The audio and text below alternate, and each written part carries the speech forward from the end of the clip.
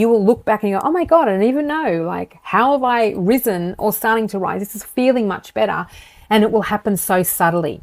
And as you rise, you become into your full power. And then the rising also is alchemy. It's the process of turning pain into power, grief into grace, and chaos into creation. It's not a bypass. It's not a whitewashing. It's not a going around, going underneath. It is like going right through the fires of your own destruction. And it's embodiment. It's the practice of saying, I will not run from myself.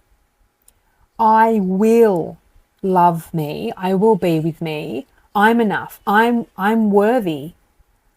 And the two biggest places and spaces personally that I felt this is the death of my mother back in 2002 and the grief that happened in and around that experience, and all of the therapy and all of the tending to with all of the colonized way or the cultural way of dealing with grief didn't tend to the deep longing in my soul and the pain, the rupture in my soul. And I went into a dark night. I went into a journey of reclamation, of letting go of reclamation. And that was my first real big Inanna journey. And it was really difficult and really painful. There was burnout, overwhelm, confusion, grief, pain, mental health. There was a lot of layers in there. And I completely broke in all places and spaces. But one space. I did rise into meet certain aspects of myself and moved through and alchemized a lot. And then I went on to have children and started, my work with women. And it was not until my separation in 2022 that the last of that journey, of that underworld journey, was completed. I only rose to a level that was adequate for me at the time because there was a fundamental mask, peace, vibration, space, wounding that I would not, and I found really hard to tend to. And that really was my relationship.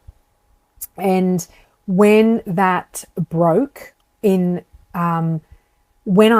we separated in 2022, that allowed me, was sent back quite quickly into another dark night, into another journey within, though realizing that I'd already been in some way, I had never really resurfaced from my mother's death, that I had been delaying and prolonging this kind of state of embodied pain because I wouldn't tend and I wouldn't turn towards what this relationship was and how much it was damaging me and severing myself, and how I had completely lost my center of access because of this relationship and the nature of how it was built and the dynamics and how my ex-partner was behaving.